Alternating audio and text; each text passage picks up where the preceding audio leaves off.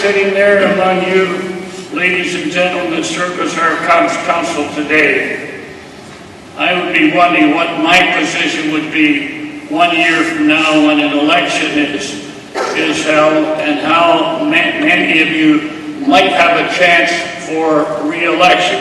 If you proceed with the action you're contemplating now. No, that's a threat. Isn't that interesting? Councillor Carlson. Thanks very much, Mr. Acting Mayor. I appreciate the opportunity just to say a few words that may be slightly different tone than some of the other comments made. And I think it's sad in a way that it's looked at as a win-lose here today. This was a process because we really, as a government body, find ourselves vexed by the issues that we're reading about here today. And they haven't just started dogging us yesterday at noon. This has been going on for some years, and we spent a considerable amount of money trying in our own way to get to the bottom of many of these issues. And in my opinion, I don't think we've been all that successful. And it continues to hang over council, and when you read of the divisions on council, you're mostly talking about Enersource and the issues associated with owners and partnerships. So to me, I'm delighted that the motion is to delete Madam Mayor from that minor conflict of interest, to which she's already said she accepts responsibility. That is a nothing issue as far as this inquiry is concerned. As far as I'm concerned, explanation accepted, forgotten about, that part is a big zero to me.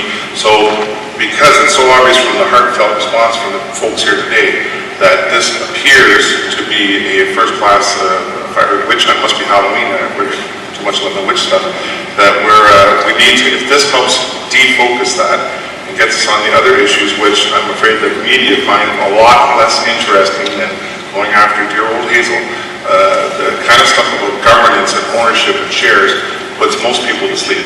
I have to agree with you, but it's big bucks, and we have never properly settled that issue, and I don't know how to do it other than this. But I take another point of view as well too. The fact that we're going to a judge, that speaks volumes to me as a Canadian. I love it that we have a country where we can go to an impartial judiciary and say, look, we played with this damn thing for 2 years, and we're not lawyers, judges. And as I said to one resident today, if there was anything going on here, I would not want this group, much as I love them all, to be sitting in judgment of me. This is a non-starter. Great group of people to work with, but this is not a court of law. So I think sometimes when you're stuck, and you've got to get some help from somebody. And for me, that's all this is about, the speculation of politics and who's the mayor. I would think, to be honest with you, Carol Parrish has lost 20 points in leading this thing, because this is not helping her for mayor at all. And she gets a lot of advice to drop this, because for sure this is costing her votes if she ever wanted to run for mayor. So you may get your wish that she'll never be elected mayor, but we still have to sort out these problems.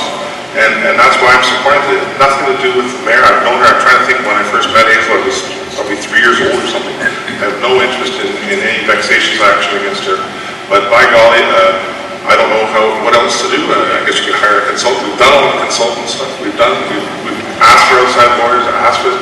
We need somebody that can come in and sort out the stuff and say, here's what you need to do and where you went wrong, if we did go wrong, and here's how you can improve it for the future. And that's the only reason I vote for it. And if that's bad, I guess it's bad, but that's all I can say about it. And I appreciate the opportunity, Mr. Chairman.